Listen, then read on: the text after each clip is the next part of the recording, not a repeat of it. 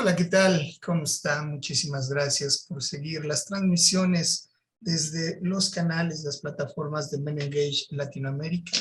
Nuevamente saludándoles desde la Coordinación Regional para Latinoamérica en la persona de José Alfredo Cruz y de mi querido Álvaro Campos en San José, Costa Rica, para seguir profundizando en este diagnóstico sobre las percepciones que las organizaciones y redes de mujeres y feministas tienen sobre la participación de los hombres y el trabajo de las masculinidades en la agenda de Beijing +25.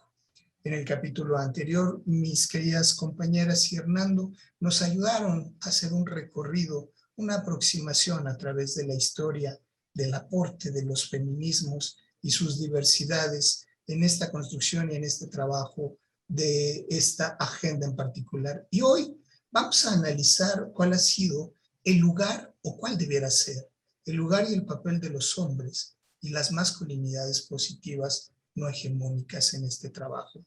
¿Qué encontraron? ¿De qué manera han ido bordando, identificando algunas alternativas? ¿Hay buenas o malas noticias? Saludo en Colombia, de manera particular en Medellín, a mi querido Hernando. ¿Cómo estás, Hernando? Bien, José Alfredo, muchas gracias y qué bueno poder continuar con este espacio para poder contar este maravilloso trabajo que lo digo de verdad de corazón porque es esa pregunta honesta y sencilla, pero a la vez tan profunda que debemos hacernos quienes trabajamos en el tema de las masculinidades. En Bogotá, con un poquito de frío, como siempre, y seguramente con un poquito de lluvia, pero tan acogedora. Mi querida Janet Lozano, ¿cómo estás, Janet? Bien, José, aquí como dices tú, con frío y un poco de lluvia, pero bueno, con el espíritu suficiente para participar en esta segunda emisión y bueno, seguimos aquí compartiendo con ustedes. Y en el Quindío, el eje cafetalero de Colombia. ¿Cómo estás, mi querida Clara Cardona? Muy bien, muchísimas gracias de nuevo acá y bueno, sí, desde la región cafetera de Colombia, así que les mando un abrazo lleno de café para esta conversa tan interesante hoy. Qué belleza, qué ricura, qué delicia. Hernando, nos quedamos contigo para que nos introduzcas un poquito sobre lo que significan los retos, los aportes, el papel ético, el involucramiento de los hombres y de las masculinidades positivas en esta agenda. Gracias. Muy bien, José Alfredo, gracias. Y gracias de nuevo a Clarena y a Janet, un saludo. Qué bueno poder seguir y poder contar de esto que se hizo y que ojalá mucha gente lo pueda mirar, leer, escuchar. Este segundo capítulo, las compañeras nos muestran toda la posibilidad y le preguntaron a feministas y a los mismos hombres también de la red cuál es la percepción, cómo se valora, cómo se ve el lugar de los hombres que estamos trabajando en lo que se han llamado las masculinidades alternativas o las masculinidades no hegemónicas o las masculinidades corresponsables o lo que yo llamo como masculinidades resignificadas. O sea, cómo se ven el papel de los hombres y entonces desde ahí mirar a través de lo que la experiencia de las personas entrevistadas y de los grupos focales dijeron.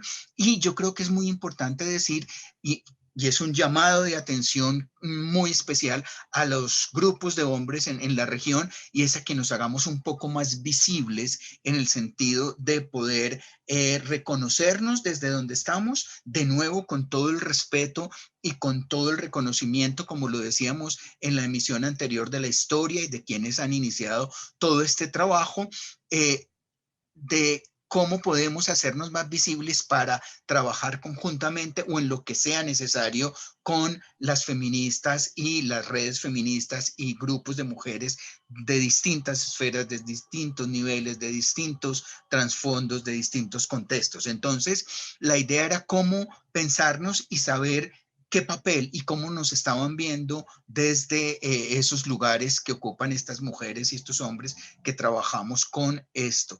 Luego, en este segundo capítulo ellas hacen una cosa muy especial que me parece muy importante resaltar, y es que presentan los obstáculos y las prevenciones. Y aquí tenemos que ser claros. Claro que sí ha habido prevenciones para que los hombres entremos a trabajar ahí, y yo creo que muchas de las prevenciones se han dado, y también una compañera, que creo que era la compañera de Católicas por el Derecho a Decidir, decía, ojo, tienen que estar los hombres, pero en el lugar que deben ocupar y en el momento que deben ocupar, y sobre todo para que nos acompañen en ese trabajo que hay que hacer frente a la derechización y a estos hombres fundamentalistas que están llegando a muchos espacios, que se están haciendo visibles y que están llevando una ideología que no tiene que ver nada con los derechos. Y en ese sentido me parece muy importante que miremos esas posibilidades, pero también esas prevenciones que ha habido, y es que lo hagamos en eso que las compañeras nos están pidiendo, y no a entrar como estos otros hombres a invadir un trabajo y un proceso que se ha venido haciendo. Y lo otro es poder ver los caminos a seguir. Entonces ellas también nos muestran ahí esos elementos. Creo que es el llamado a la visibilidad en el lugar y en el momento que nos corresponde, el trabajo conjunto frente a estos hombres y movimientos conservadores que han llegado para ir en contra de los derechos, y ver y ser conscientes de esos obstáculos y prevenciones, y saber cómo manejarlos y trabajar conjuntamente. Yo creo que las compañeras ya nos van a decir mucho más al respecto. Muchísimas gracias. Sí, mi querida Janet, ¿qué encontraron? ¿Cuáles retos? Ya se mira con cierta sospecha, y ya la ha enunciado Hernando, el involucramiento de los hombres en esta agenda. ¿Cuál es tu lectura y qué fue lo que exploraron? Bueno, como ya se mencionó, esto es el resultado de una reflexión conjunta con personas, con feministas de amplia trayectoria en la región que conversaron con nosotras, pero también con conversaciones y encuentros con personas de la red de Men in Hate. Y bueno, algunas cosas las voy a decir, otras se las dejo a Clarena, pero a mí me parece importante empezar con un asunto, y es que definitivamente el tema de la agenda de generación de igualdad y todo lo que tiene que ver con el patriarcado no es un asunto solamente de las mujeres, es un asunto de mujeres y hombres, de todas, todes, y es un asunto que toca varias esferas o múltiples esferas más bien de la vida misma. Uno que tiene que ver con la propia experiencia consigo mismo, con y entre los hombres y con las organizaciones de los mismos hombres. Otro que tiene que ver con la relación con las mujeres y con nuestras organizaciones y nuestros procesos. Y otra que tiene que ver con las instancias en donde se toman las decisiones, que es todo lo que está referido más directamente a los ejercicios de incidencia política. Pues cuando estamos hablando del papel de los hombres y las masculinidades positivas no hegemónicas, hay que decir que a veces resulta un poco, por un lado, sospechoso para nosotras, pero también incómodo para ustedes y para los hombres. Incómodo porque, bueno, a veces incluso uno escucha, ya vienen ellas con su cantaleta, ¿no? Un poco como que él está reafirmando la necesidad de hacer las cosas de otra manera. Genera a veces, puede generar cierto malestar, y sobre todo pues genera ese malestar porque implica el no solamente mirar el quehacer hacia afuera, sino mirarse hacia adentro y transformarse desde adentro. Creo que el lugar está dado fundamentalmente, y nos lo dijeron las mujeres y todos los estudiantes y las estudiantes del diplomado, del curso de incidencia política, que se trata de estar al lado. Y literalmente lo que significa estar al lado, que no es estar, es estar junto, que no es ir adelante, y que si va atrás, solamente va atrás para ayudar, para empujar, para apoyar, pero no para otra cosa.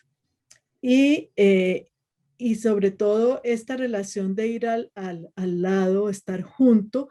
Yo siempre recojo, bueno, por mi experiencia con los pueblos indígenas, lo que ellos plantean de la posibilidad de establecer relaciones de reciprocidad y equilibrio, que esto significa estar en las mismas condiciones. Desde ese lugar de estar junto, hay una serie recomendaciones y hallazgos que encontramos en este ejercicio que hicimos durante este proceso. Uno, indudablemente, tiene que ver con el restablecimiento de esas relaciones de equilibrio que supone el reconocimiento pleno del ejercicio de la igualdad en la dignidad de derechos, posibilidades y potencialidades, como también en la plena conciencia y el reconocimiento de una historia de dominación y de violencia sistemática y sistémica de un patriarcado funcional al capitalismo neocolonial, del cual hacen parte y que reta, como ya lo decía antes, a las transformaciones personales y colectivas, sociales, culturales y políticas, todas las esferas de la vida, de las dinámicas sociales y de la vida cotidiana. Y una cosa importante, que estas son como reflexiones ya posteriores mías, y es que nos interpela también a estar al lado y a poner al servicio saberes y recursos, que es una de las recomendaciones que resultaron en este ejercicio. Y por supuesto que exige interpelar el sistema sexo-género desde las prácticas, las instituciones políticas y todas las simbologías, imaginarios y creencias que están presentes en la cotidianidad.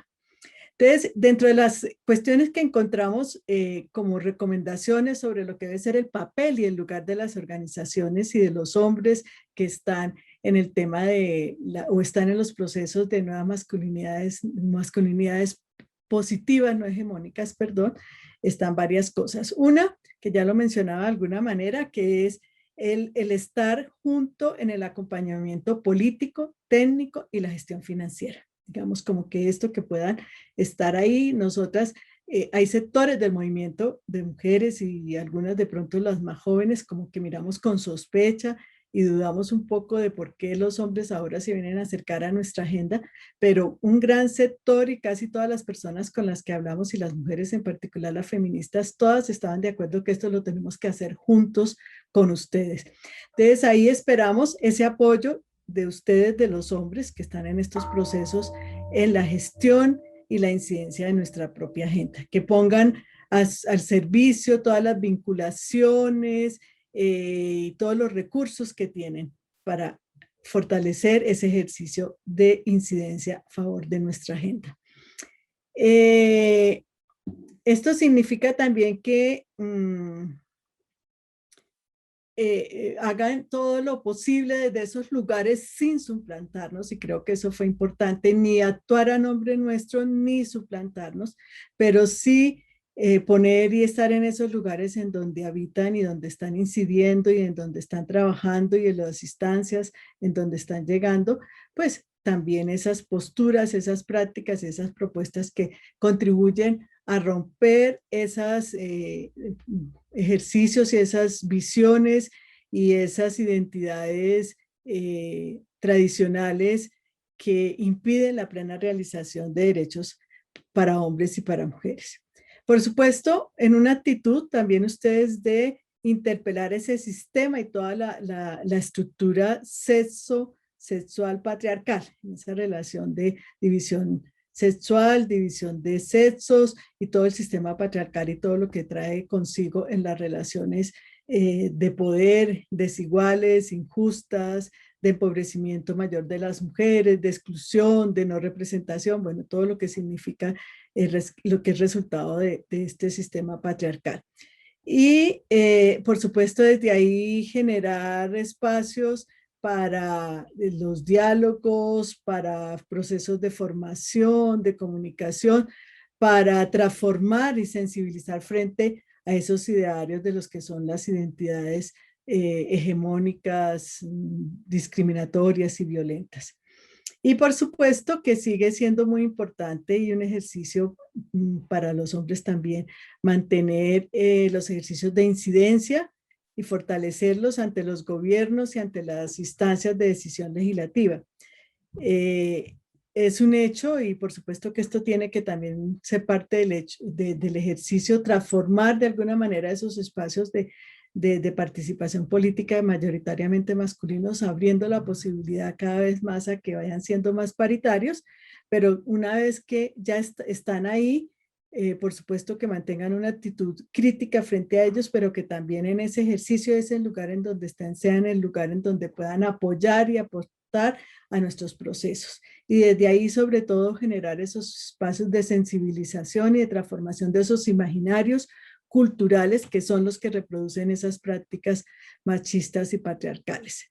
Clarena, yo te daría el espacio para que pudieras tú hablar de otros posibles caminos para el lugar y el papel de los hombres en la agenda de generación de igualdad.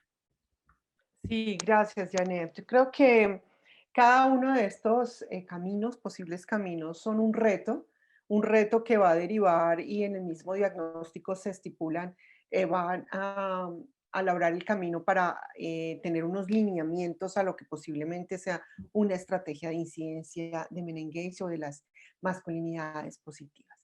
Hay otros lugares también que el diagnóstico arroja y es importante volver a resaltar que todas estas ideas salen de el pensamiento y la intervención y la palabra de feministas de alto reconocimiento en la América Latina y el Caribe, y por eso de alguna manera son muy válidas en el sentido de que pues ellas y que están en los espacios pueden dar ideas frente a esos lugares. Entonces, otro lugar es sobre, ellas dicen, los hombres y sus organizaciones deben mantenerse en el trabajo con los niños, los jóvenes y los hombres adultos en prevenir las violencias contra las mujeres. Ellas conciben de que este es un lugar muy importante, no irse a trabajar donde estamos las mujeres, sino quedarse en los espacios de trabajo con hombres, niños y jóvenes, específicamente en prevención de las violencias y, disculpen, y con eso contribuir a la construcción de masculinidades no hegemónicas, masculinidades positivas a esos niños y a esas niñas. En alguna entrevista nos nombraron la posibilidad de que ese trabajo con hombres se haga, por ejemplo, en las cárceles, con los agresores.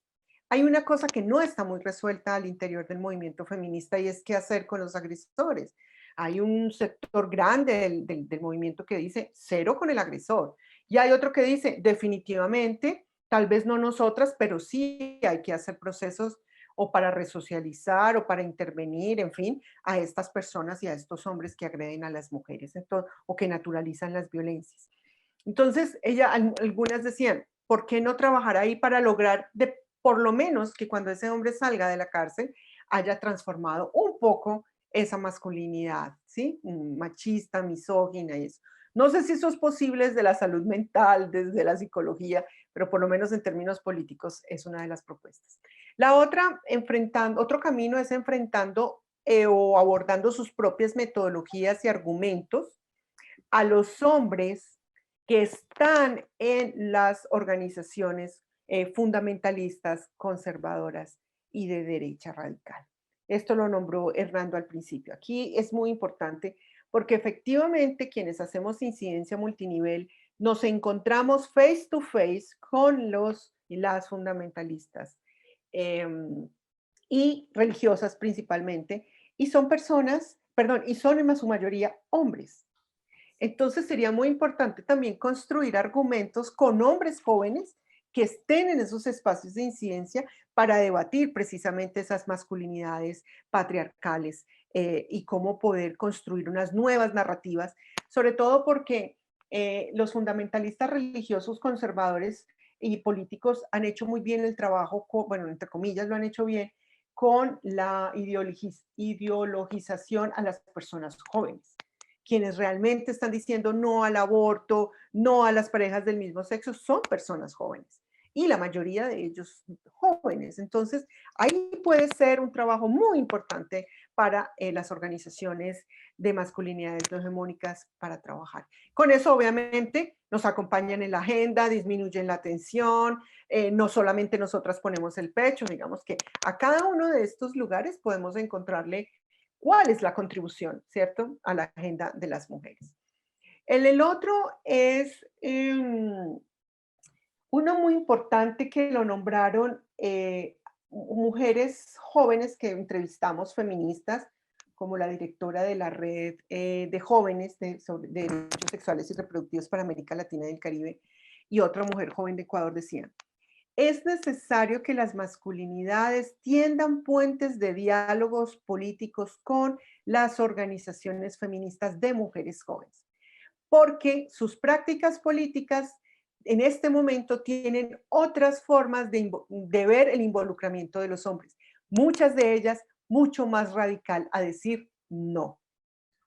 Y no porque hay muchísimas más disidencias sexuales dentro de ese nuevo movimiento feminista joven, el amor entre las mujeres desde lo erótico y lo político está mucho más afianzado, hay como un cierre de fuerza entre las feministas jóvenes para decir, no vamos a tolerar que los hombres que son además nuestros agresores, los machistas, etc., estén. Y creo que ahí hay un trabajo muy fuerte que puede ser estratégico de ponerlo en los primeros numeritos de la lista para Men Engage, porque definitivamente si ganamos, si gana las masculinidades positivas, espacios de confianza y narrativas, nuevas narrativas y diálogos con el feminismo más joven, creo que puede ser también otra ventana de oportunidad y un espacio mucho más estratégico de entrada a la agenda, apoyar la agenda de las mujeres.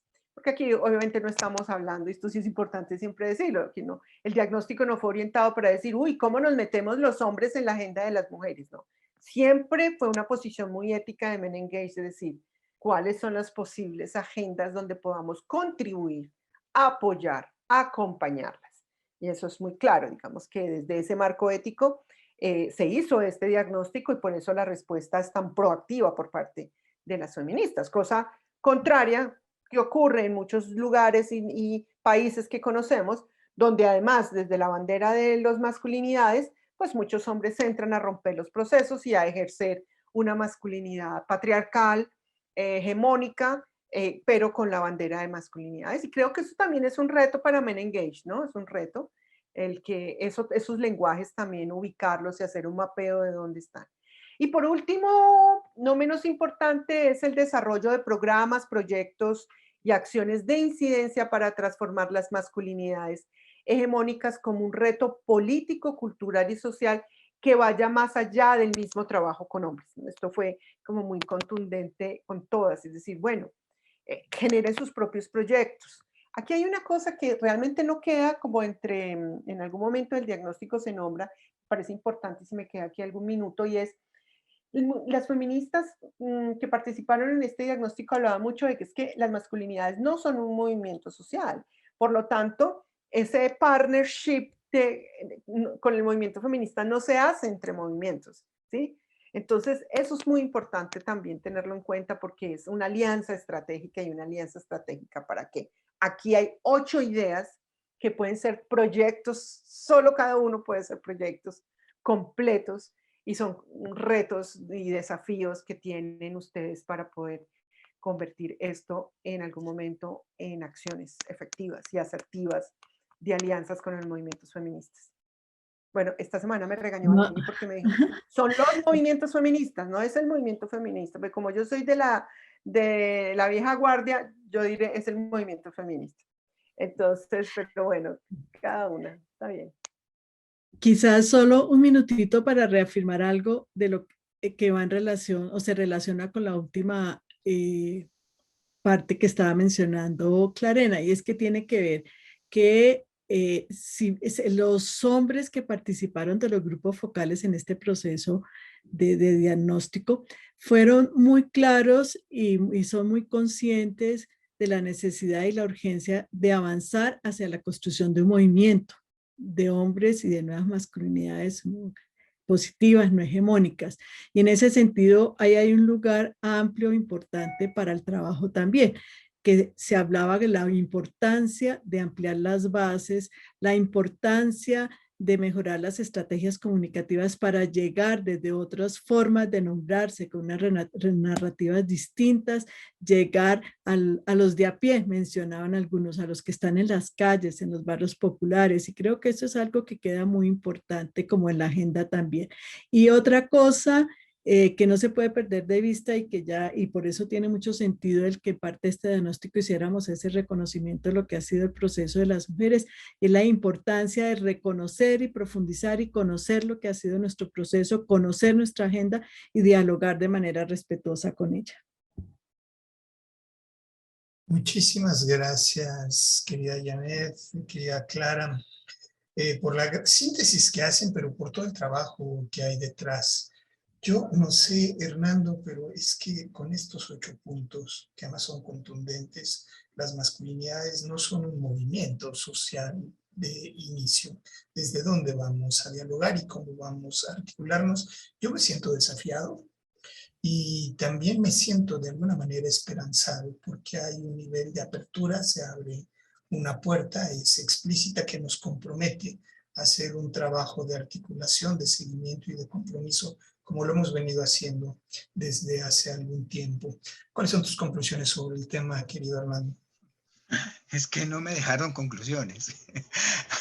Ya tanto Janet como tú, como Clarena han hecho una excelente mirada de las conclusiones, solo reafirmar lo que ustedes han dicho y quizás hacer un poco de énfasis en el llamado que ya lo hacía al inicio también, pero que Clarena lo reafirma, y es cómo acercarnos al feminismo joven, a las chicas jóvenes, a este movimiento de chicas que, como ella lo expresaba, con los hombres nada no queremos, son nuestros agresores, y creo que hay una esperanza también, como tú lo dices, de acercarnos ahí, y no solo una esperanza, sino un desafío y una responsabilidad enorme de acercarnos ahí y de que los chicos jóvenes, también hombres, entiendan esta necesidad para poder conversar y poder hacerlo. Lo otro es que me parece muy importante también el reto de que el papel nuestro por ahora es con los hombres, con los niños, con los jóvenes, que las mujeres nos lo dicen en el diagnóstico,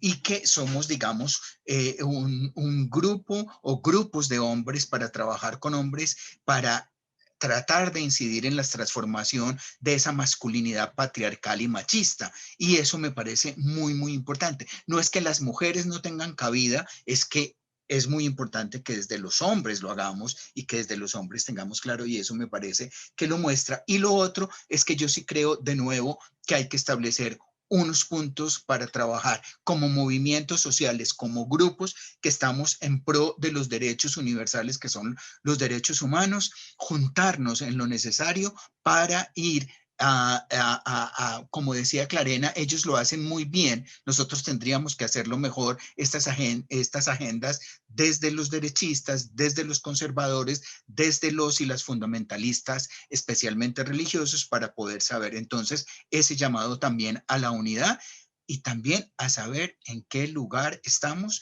y dónde y cuándo debemos estar.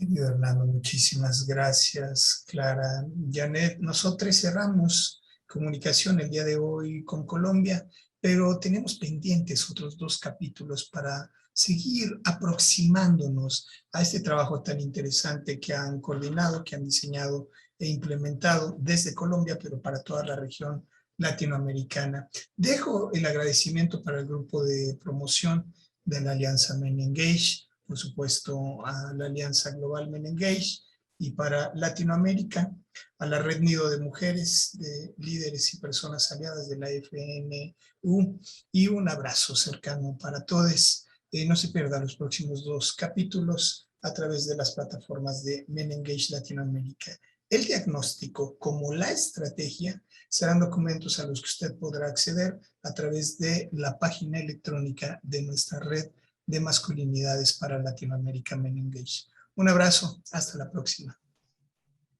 Chao, gracias. Bueno, muchas gracias.